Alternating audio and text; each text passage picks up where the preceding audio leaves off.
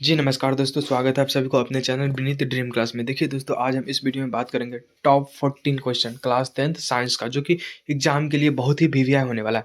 तो आप लोग एक बार इस वीडियो को जरूर देखिएगा, क्योंकि एग्जाम के दृष्टिकोण से बहुत ही महत्वपूर्ण वीडियो होने जा रहा है। चलिए मैं स्टार्ट कर, जो सवाल मेरे करा कि उत्तल दर्पण में है ना दोस्तों, करा देखिए कि उत्तल दर्पण में परावर्तक सतह पर लंबवत गिरती किरणें फोकस पर है ना, इसमें कारक फोकस पे क्या होगा, तो अभिसारित होती है, अपसारित होती है, समांतर हो जाती है या अपसारित होती है ना। तो इसका राइट आंसर जो हो जाएगा वो सी हो जाएगा। क्या हो जाएगा दोस्तों, सी हो जाएगा। क्या हो जाएगा, समांतर हो जाती है। जी हाँ दोस्तों, याद रखिए क्या हो जाएगा, समांतर। फिर है किस दर्पण में केवल आभासी प्रतिबिंब बनेगा, है ना, मतलब कह रहा कि किस दर्पण से केवल आभासी प्रतिबिंब, है ना दोस्तों, कह रहा कि ऐसी कौन सी दर्पण जिसमें केवल आभासी प्रतिबिंब बनेगा, है ना, कह रहा कि आभासी प्रतिबिंब।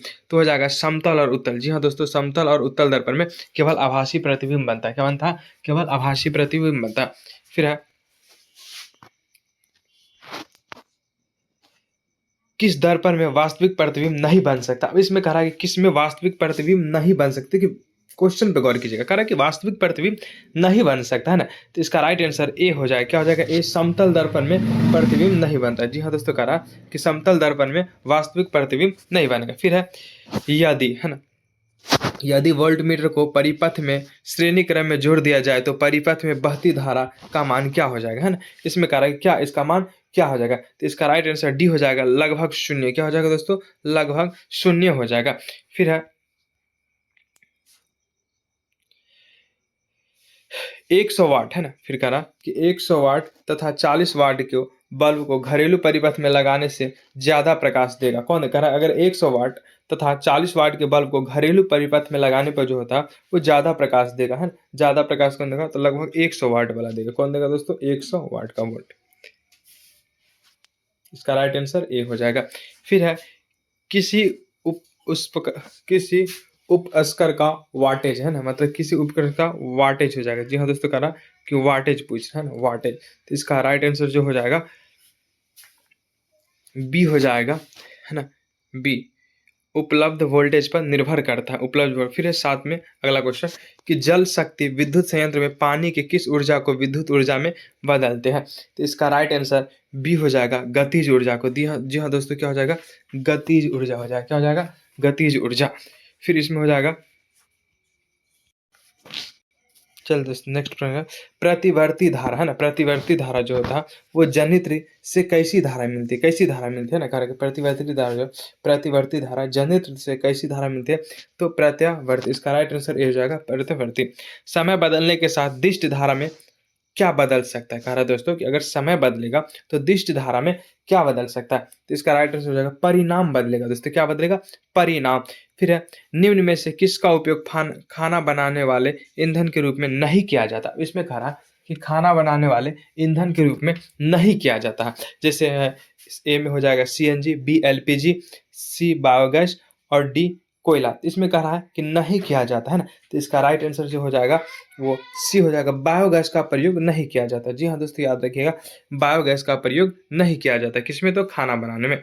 फिर है निम्न में से किस देश को पवनों का देश कहा जाता है ना दोस्तों, कह रहा है कि पवनों का देश किस देश को कहा जाता है, तो डेनमार्क। इसका राइट आंसर डी हो जाएगा। जी हाँ दोस्तों, याद रखिएगा कि पवनों का देश डेनमार्क को कहा जाता है। किसको कहा जाता है, डेनमार्क को कहा जाता है पवनों का।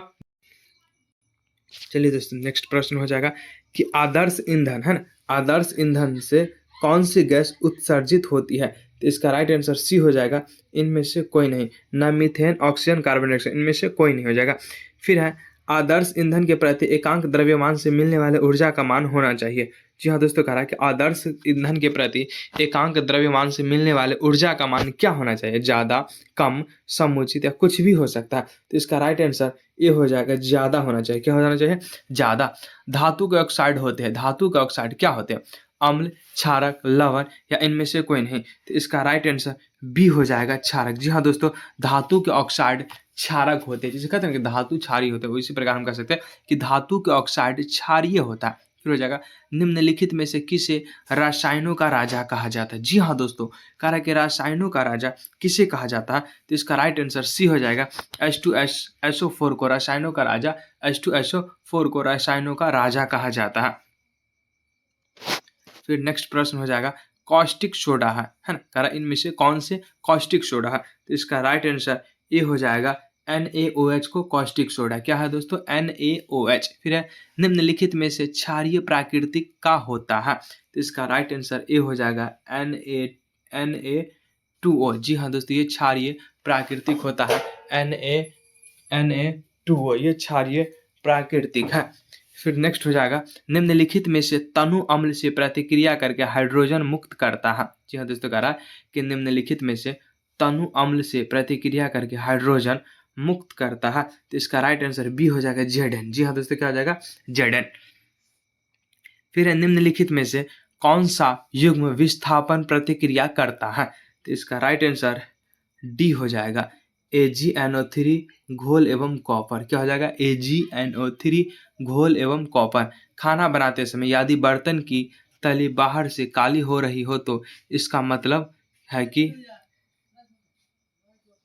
ईंधन पूरी तरह से जल रहा है। जी हाँ दोस्तों, कह रहा है कि खाना बनाते समय यदि बर्तन की तली बाहर से काली हो रही हो तो इसका मतलब है कि ईंधन पूरी तरह से जल रहा है।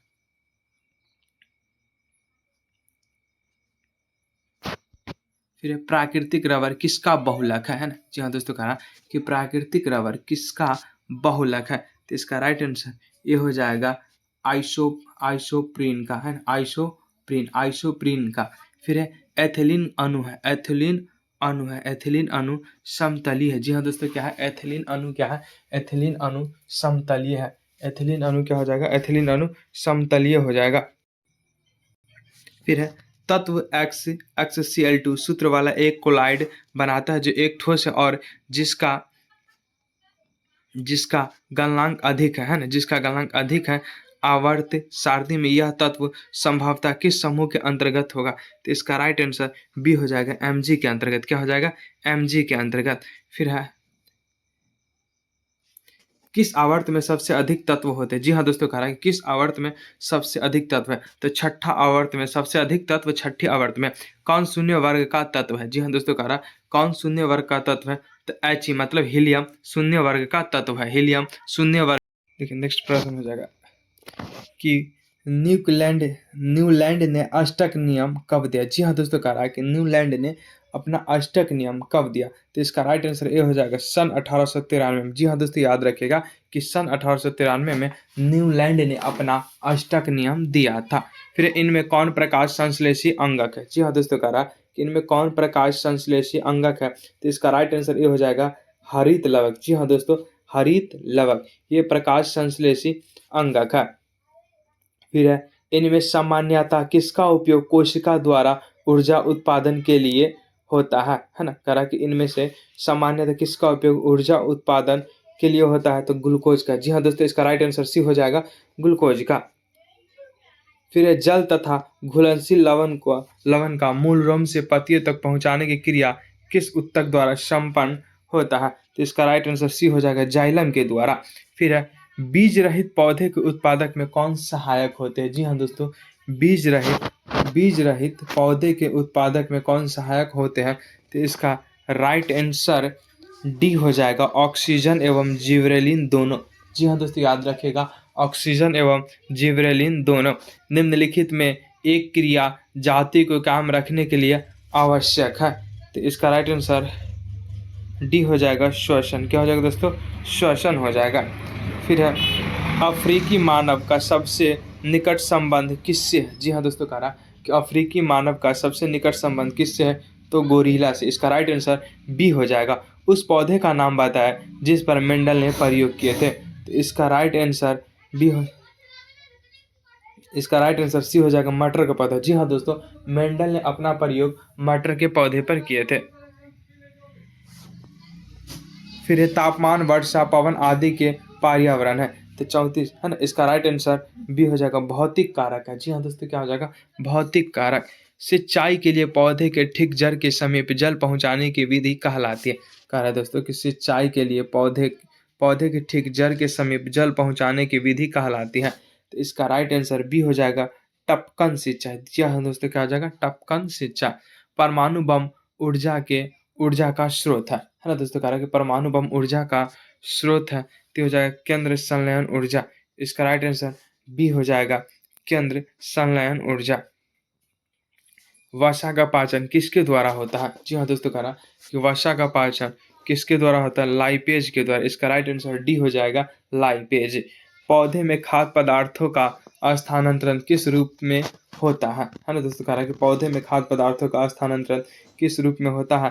तो इसका राइट आंसर बी हो जाएगा, सुक्रोज के द्वारा। क्या हो जाएगा? सुक्रोज। पादप अवशिष्ट संचित रहते हैं, तो इसका राइट आंसर डी हो जाएगा, इनमें से सभी। मतलब पत्तियों में, छाल में, कोशिकाएं, कोशिकीय रेतिका में, इनमें से सभी हो जाएगा।